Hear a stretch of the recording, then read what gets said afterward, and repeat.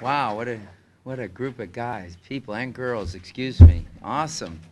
Well, it's certainly an honor to stand before you and maybe give you some of the highlights of my career, and maybe it might help you. Wasn't quite long ago that I was in your spot.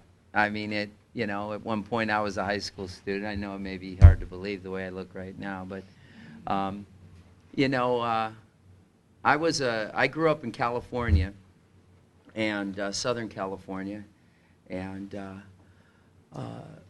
my family, my dad was a construction worker, and my mom was a stay-at-home mom, and uh, uh, I was the oldest of 5 children, and I just love sports for some reason. I mean, my dad did his 4 years in the Navy and got out and was a hard-working guy supporting his family.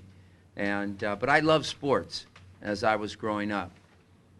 Nothing else kept my interest. And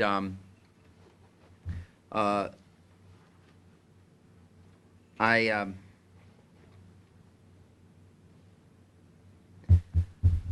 as I was growing up, I was just intrigued with sports, and I was a pretty smart kid, I was real small. And as I was growing up, I always wanted to play sports, whatever it was, football in elementary school, football, basketball, baseball, wrestling, I used to remember watching TV back then, it was black and white, and it was small, and I used to lay down right in front of the TV, and I'd be watching the Los Angeles Dodgers play or the Lakers play, and I wanted to be like those guys. I wanted to be successful. I looked up to them, and I mean, they caught my eye, and what I'm trying to say is that they were pointing me in a way. As a young kid, they were pointing me in a way, and I was looking to succeed. I wanted to be somebody, and this was always in the back of my mind as a little kid, and whenever I went to school, whatever sport it was, I played it. I didn't care, big, tall, football, whatever. And I was a smaller guy. I wasn't, as you can see, not 6'5" or anything like that. I was a smaller kid. But I was a good athlete, and junior high, I played the sports, and my dad was a laborer, Get out here and help me fix the car. Hand me the screwdrivers. Hand me the wrenches. I didn't want any part of this. I'm handing them stuff, and I'm watching the guys play. They're playing out in the street, playing football. I wanted to be there. I wanted to be those guys, and he was, nah, you got to help me. You got to help me clean up the yard and all this. So I did that, and as I grew older, I got into high school. And when I got to high school, I had played every sport in junior high. When I got to high school, I was 4'11", and I weighed 85 pounds. And immediately, I went out for the football team, the freshman football team in Southern California. I got in line, hand my papers in, had my papers, gave them to the guy, said, "Get on the scale. You're not big enough. Get out of here." I had to weigh 100 pounds, so they wouldn't even give me equipment, that coach. So for the first time in my life, I wasn't playing sports, and I was just walking around. And it was a time where I could have gotten in trouble. I could have done, I could have started running with the wrong crowd. And I just kind of hung in there, and then basketball season came up. So I went out for the freshman basketball team, kind of got myself a paper route, and I would fold the papers and throw them and go collect money for them, and I was making a little bit of money. And basketball team, all right, line up, do layups. You're cut. My name wasn't on the list. So the wrestling team was working on, and I had wrestled before. And so I went out for the wrestling team. I walked into the room, and I really didn't want to be there. I wanted to be out playing basketball or football, with the basketball, because those guys were on TV. And so I started wrestling, I went out there, started wrestling. And the lightest weight class was 98 pounds. And I weighed 85. But to me, wrestling was second nature.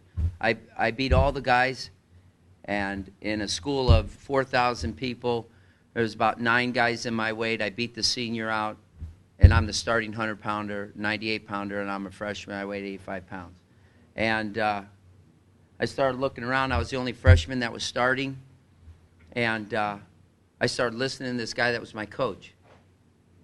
And I started following him around. Like everywhere he went, I just follow him around. I just cling on every word that he said. He graduated from the University of Pittsburgh. He was a college wrestler. He had served in the Army. And I found a guy that I could really relate to. Not saying that my dad was bad or anything, but I found this coach, and he was my PE teacher too, and I just followed him. And I forgot about all the other sports. I did go out for baseball. I did make the freshman baseball team, but I had found my niche. I was going to be a wrestler. And he took me under his wing, and at that point, he was helping me make goals. From that point on, I went from a kid that watched TV and wanted to be a baseball player and a basketball player to a kid that wanted to wrestle and go to college. And he taught me all the wrestling skills, brought me to tournaments, introduced me to people, kept me wrestling, taught me the skills. And in 4 years, and at that point, I made up my mind what I wanted to be. I wanted to be a teacher. I was a freshman. I wanted to be a teacher. I wanted to be a coach. I wanted to be a wrestling coach like this guy. Now, you may be walking through your world, and you see people that are up there in the sky for you. They're just bigger in life, and you want to be like them. And you can't. You have to have goals, and I know you probably do. But this is the way it worked for me. And by the time I was done, I had won a national title. I had finished second in the state of California. And I had a full ride scholarship to the University of Alabama. And there would have been no way that I would have been able, my parents would have been able to afford to pay any way into any school at that time. My mother passed away when I was a sophomore, shortly after I ran into this guy, and my life started narrowing down. And this helped me forget about all the bad things and stay out of trouble. I was totally focused on what I was wanting to do. From the day I met him and the day I finished my first season. I went to Upland High School. I wanted to be a great wrestler. I wanted to go to college, and I wanted to be a teacher. And things may be going through your mind right now that what you want to do. And you can do them. You can do whatever you want to do. You associate yourself with the right people. You get in contact with the right people. You start developing resources, places where you can go to get knowledge that you want. And you're going to have to make some sacrifices to be what you want to be. I had to make sacrifices. I didn't run around in high school. I didn't run around with the wrong guys. It's kind of funny, but, I didn't go to senior prom. I didn't go to homecoming. I was practicing. I was working out. I was going to a tournament. I don't regret anything. It was just something that happened. It was the way I was. But that was the little sacrifice and dedication that I had sacrificed certain things to dedicate myself to what I wanted to be. And you can be anything that you want. You just put your mind to it. I went from California to Alabama, met a bunch of people, talked funny. Nice, friendly family people. I'll never forget the people I hung around with. Your college friends will be your friends to forever. My college buddies, Guy in the wrestling team does my taxes to this day. I send him my taxes. Other guys, I bump into them all the time. Your college friends will always be your friends. My high school buddies are still my buddies today. I go back to California whenever I can. I was elected to the Hall of Fame to my high school, which I deeply honor.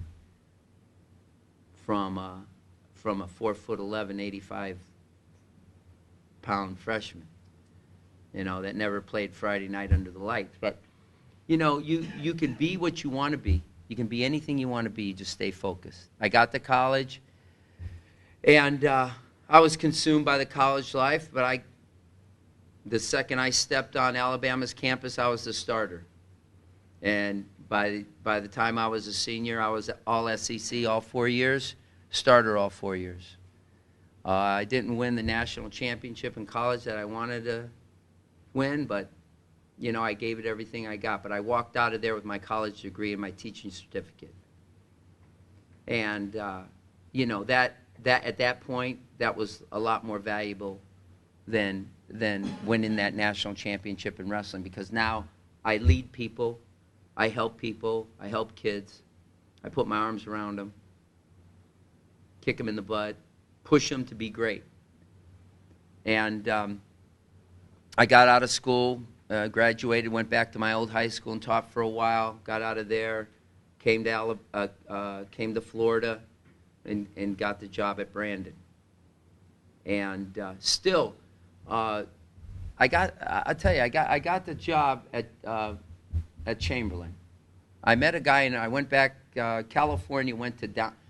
You think the economy's bad now. Back in 1976, when I graduated, 1976, California was in a downsizing, a recession-type period, where they cut all public sources of police department, fire department, teaching. And I became a part-time teacher because they couldn't. The market was saturated with teachers, so I had to be a part-time teacher at my old high school. But I was a 21-year-old graduating senior, and my coach, when I came back to Upland from Alabama, first guy, where did I go see? My hero. I went and saw my hero. Knocked on his door. Coach, I'm back. He goes, you got a teaching certificate? And I go, yeah, I graduated. I go, I want to be assistant coach for you. I want to work with you. He goes, no, I'm retiring. You're going to have the job. And I go, no, I want to work with you. I'm not ready. I'm not ready. I want to work with you. I want you to show me what to do. He goes, you're ready, and I'm leaving. And my jaw dropped open, and it was like I couldn't believe it. But you know what? It was one of the best things that did. Principal hired me, remembered me as a kid. They hired me as a head coach, 21 years old, in charge of the whole team. 2 seasons, we won the league championship both years. The highs and lows of dealing with teenagers and a very young kid, not too far removed from them, and trying to get their goals. But then 2 years later, I even lost my part-time position in California. Now, I didn't have no choice. But my goals were still then to be not when I got my job and I got it, my goals changed. I wanted to be a championship coach. I wanted to have a championship team. I wanted to work for a school that wanted a championship coach and a championship team. So when my old high school didn't want me, wouldn't give me a job, I felt like that was not fulfilling my goal. So I moved on. And I went back to Alabama, which, Alabama's like my son. I have my youngest son, Joseph. He just finished his first year at Iowa State University. He's on a scholarship in wrestling. And he hates it there. But he loves the wrestling coach and he loves the program. It's a great program. And I go, Joe, you don't have to live there. All you have to do is go to school there. You don't have to live in Iowa. Just get your education and then come on home or live wherever you want, wherever your dreams take you. And that's the way I felt about Alabama. But when I was in Alabama, I met a guy that was from Tampa. He said they needed teachers in Tampa. So the first job I got was at Chamberlain. But Chamberlain did not want a winning wrestling coach. They wanted somebody to collect the papers, keep the team, keep everybody out of trouble, didn't care if they won or lost, but they weren't interested in going beyond. And I tell you this, if you get in a career where you're at, you have to realize what you want out of your career. Who do you want to work for? Are they the people that you want to work for? Is that where you want to work? They share your goals. And they didn't share my goals there. So I moved to the job at Brandon opened up. Jim Graves resigned back in 1980.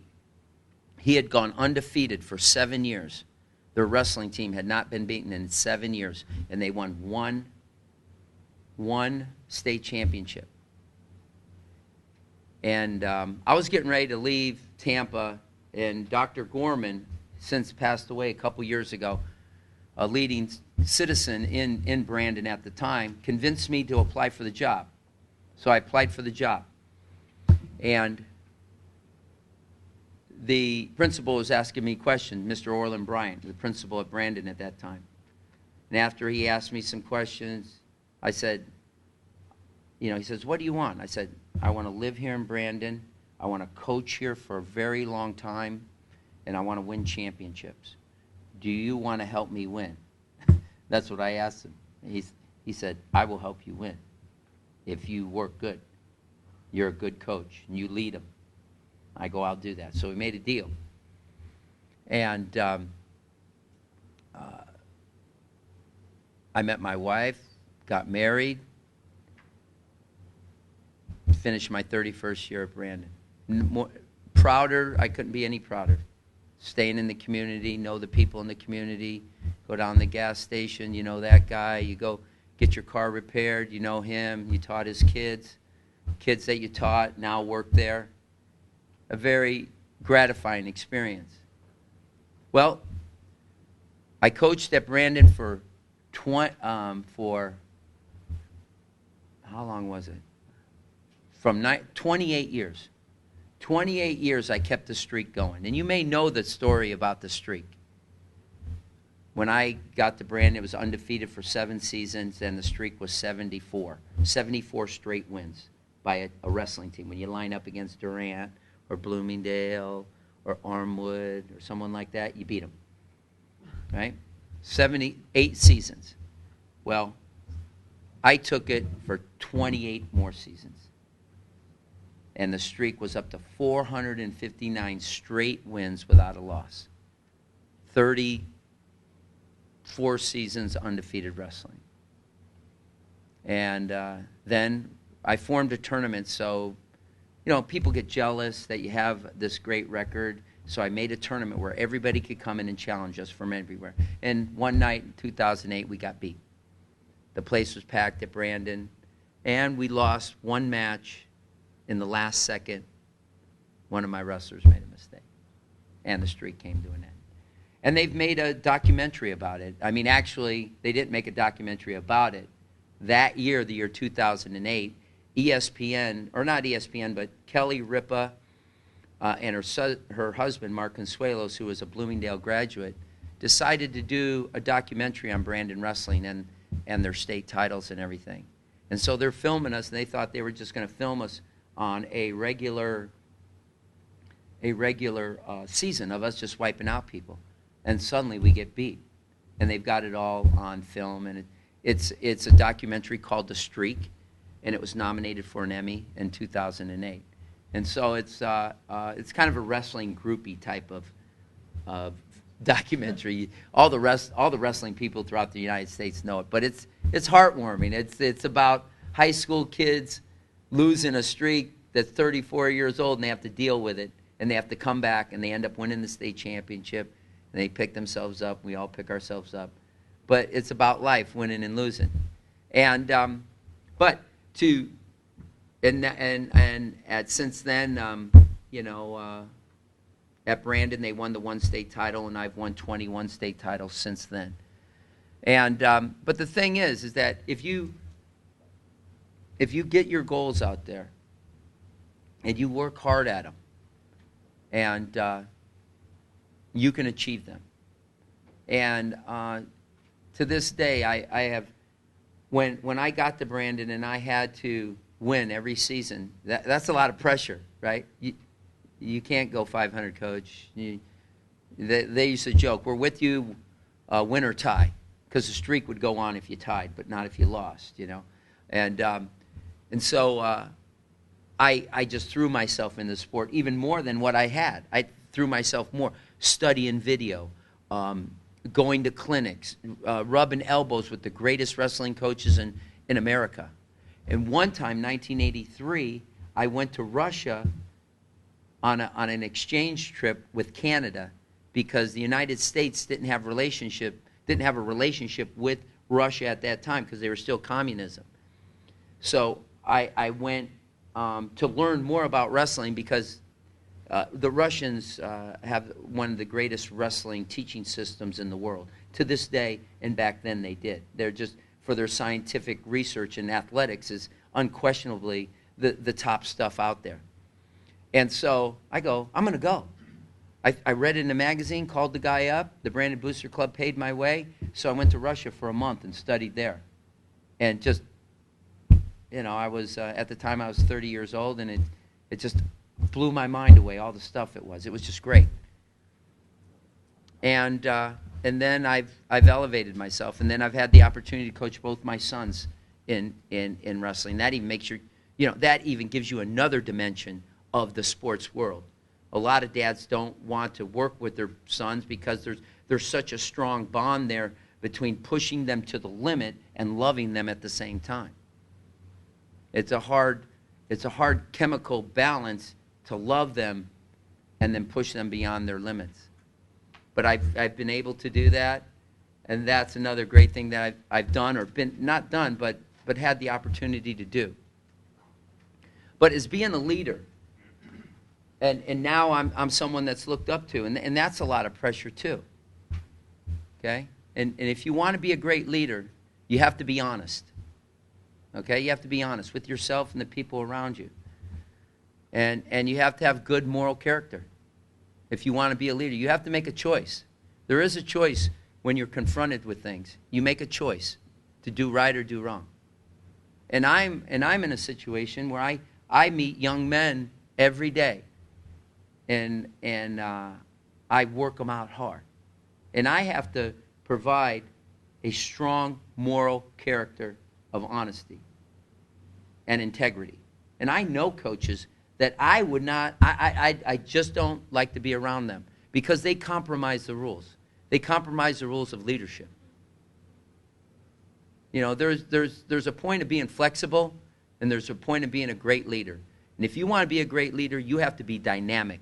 You have to live what you're doing. You have to live what you're doing. You have to live it, and you have to love it, and you have to you have to be honest. You can't sell your soul for one stinking thing. I could not, in front of my team, I could not tell one kid to break the rules. I couldn't do it. You know, and if you want to be a great leader, you have to be the same way. There's no compromise. Be dynamic. Be a great leader. We need leaders. Every time we get in the internet or in TV, we see leaders that have fallen. And we see great leaders. You be leaders that don't fall. Make your mistakes. Hopefully they're small. But hopefully you'll be a great leader that won't fall. I pray every day that I make the right decisions with my young people in my little life that I do. That I will do the right thing and I won't do the wrong thing and embarrass myself and my family and the people that I work for. And you're going to be in that situation too if you want to be a great leader. Be dynamic, okay? Represent what you do well. Me, I still work out hard. Why? Because that's the way I'm supposed to be. I'm supposed to represent that. I'm supposed to be strong, fit. That's what I'm supposed to represent. And I try to lead that life. And in closing, I would like to wish you all the luck in whatever you do and whatever you choose to do. Be dynamic. Keep focused. Keep them blinders on. Keep focused on what you do. Continue to set goals. Reassess yourself. where you're at and reevaluate yourself and keep moving on.